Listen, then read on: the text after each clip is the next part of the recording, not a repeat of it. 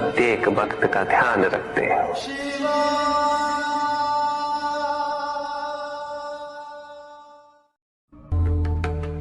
जिसके कारण स्वार्थ, विनाश, क्रूरता, अशांति और भय में वृद्धि हो, वह अज्ञान है।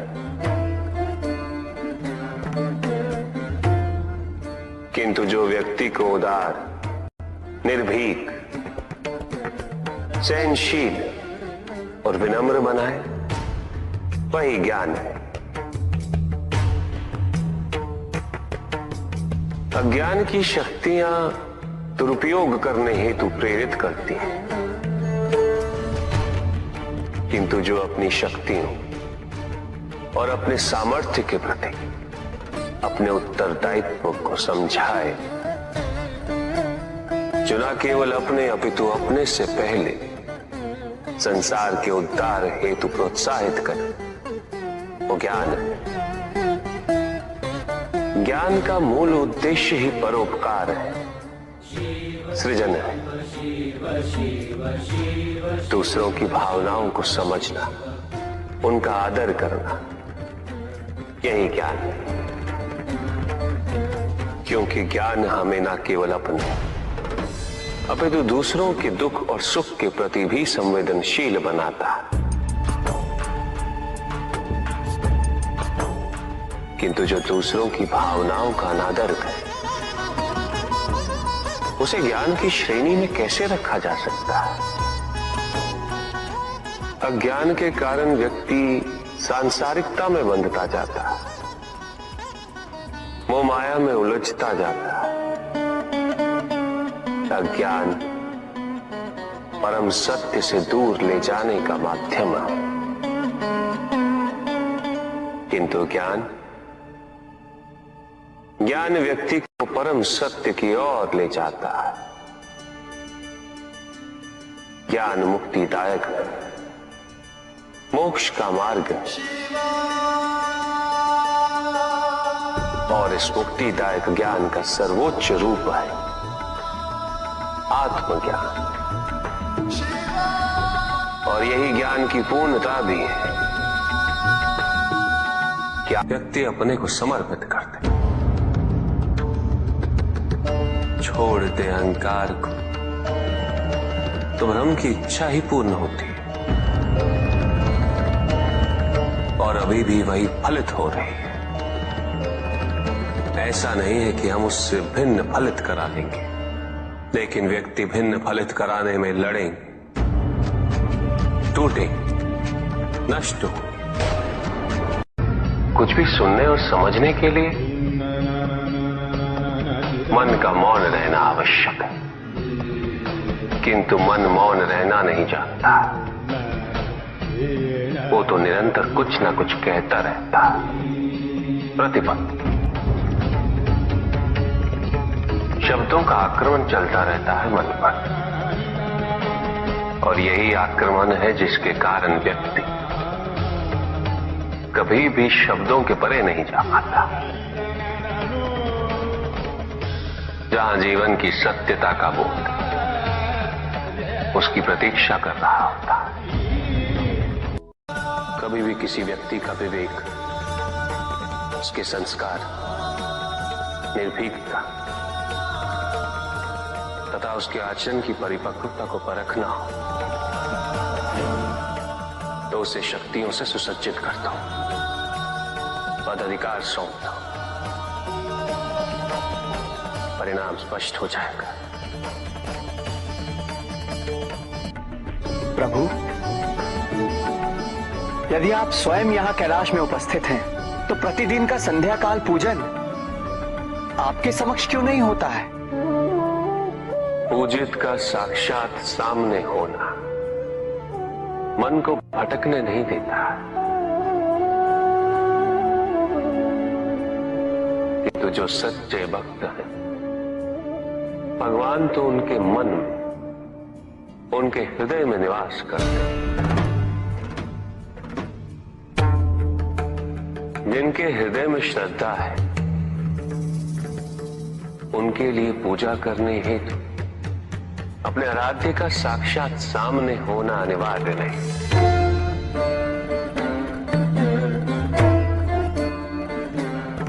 वो तो अपने मन के नेत्रों से प्रतिपल उनके दर्शन पा रहे हैं।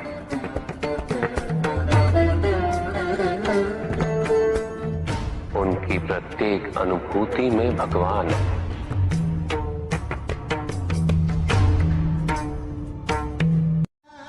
सुख आंतरिक होता है, संतोष आंतरिक होता है। उन्हें बाहरी तत्वों से रेखांकित और परिभाषित नहीं किया जा सकता, आकार से नहीं पाया जा सकता।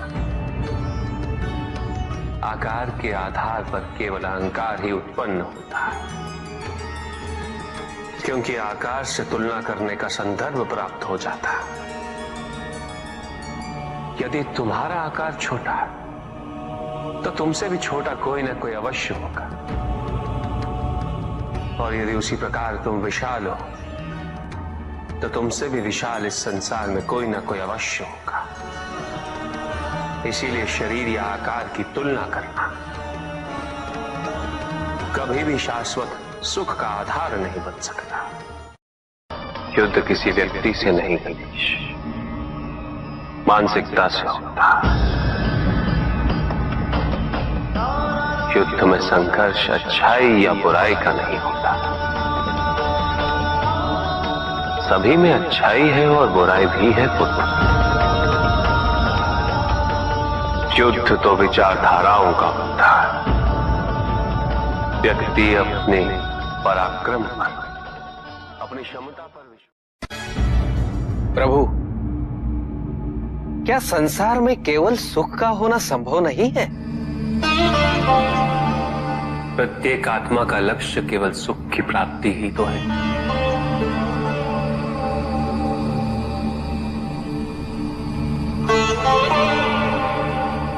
परमानंद की प्राप्ति, किंतु हम सुख नहीं, सुख को प्रदान करने वाली वस्तुओं को एकत्रित करना ही जीवन का उद्देश्य मान लेते हैं।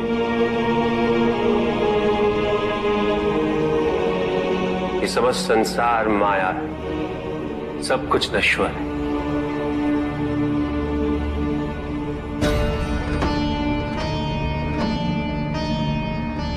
जिन वस्तुओं को हम सुख का स्रोत समझकर एकत्रित कर रहे हैं वो सदैव नहीं रहेंगे। जो व्यक्ति सत्य को जानते हुए भी लोभ का परित्याग नहीं करते, वो सदैव इन्हें खोने के भय में जीते।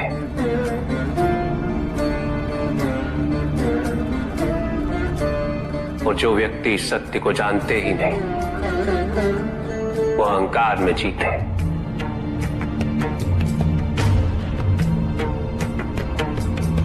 और जहां अहंकार और भय उपस्थित हो, वहां सुख कैसे रह सकता?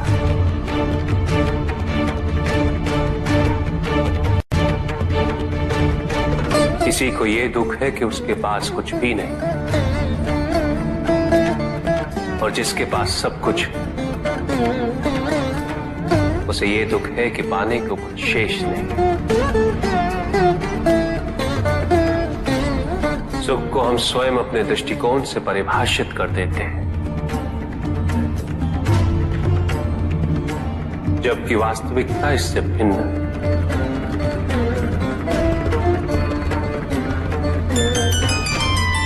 इसलिए आवश्यकता है अनासक्त रहने की। किंतु प्रभु, क्या आसक्ति स्वाभाविक नहीं है? पर दुख का मूल कारण भी तो यही है ऋषि भृगु। आसक्ति हमारे मन की शांति को छीन लेती, उसे भंग कर देती।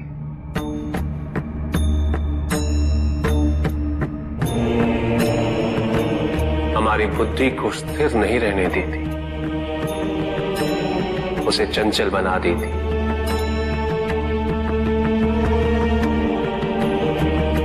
आसक्ति से प्रमाद की उत्पत्ति होती, प्रमाद मद होता है और मद अहंकार का स्रोत है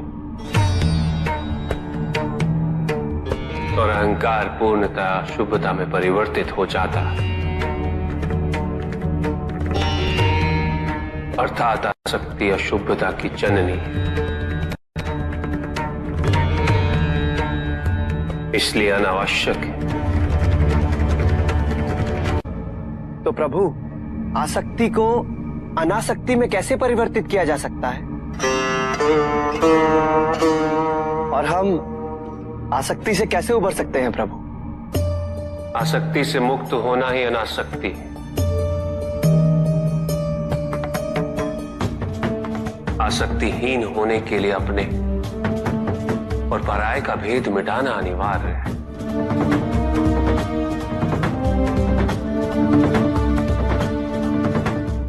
और यह तभी संभव होगा जब हम सुख की खोज बाहर नहीं, अपने भीतर करें। जब हम यथार्थ को पहचानें, उसे स्वीकार करें।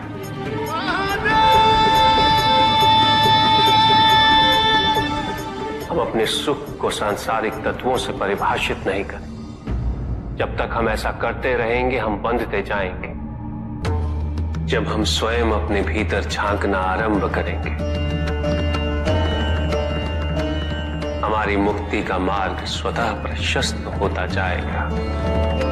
महादेव, आपने हमें दुख का कारण तो बता दिया, किंतु हम भय के बारे में भी जानना चाहते हैं।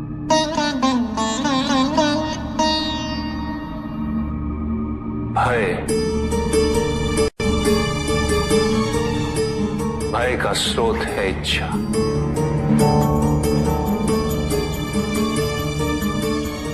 पाने की इच्छा होगी तो उसे खोने का भय भी होगा।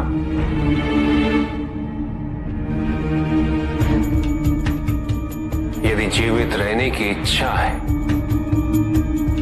तो मृत्यु का भय भी अवश्य होगा।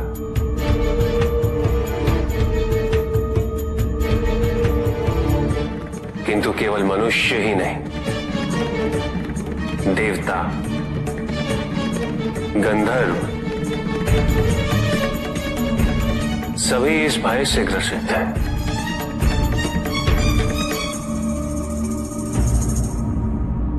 क्योंकि इच्छाओं से मुक्त कोई भी नहीं।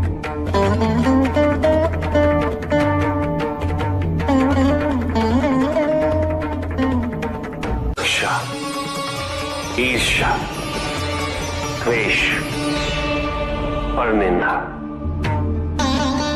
और षड्यंत्र जैसे पाप भय से ही उत्पन्न होते हैं। और प्रत्येक पाप का प्रायश्चित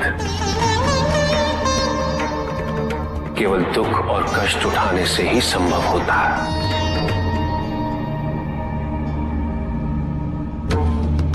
इसलिए भय भी अंत में दुख का कारण बन जाता है।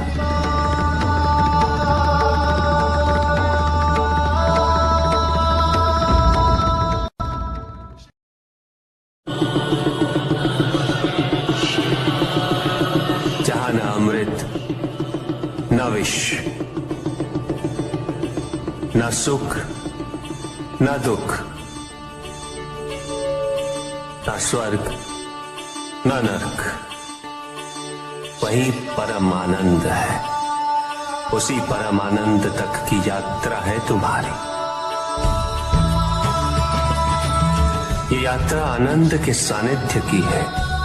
ये यात्रा सानिध्य के आनंद की है। और इस यात्रा में मैं प्रतिपल तुम्हारे साथ हूं। मुझे ढूंढो मत, केवल पहचानो, तुम ही मैं हूं, मैं ही तुम। हर आरंभ का मैं ही अंत हूं और हर अंत सदैव मेरा ही आरंभ होगा।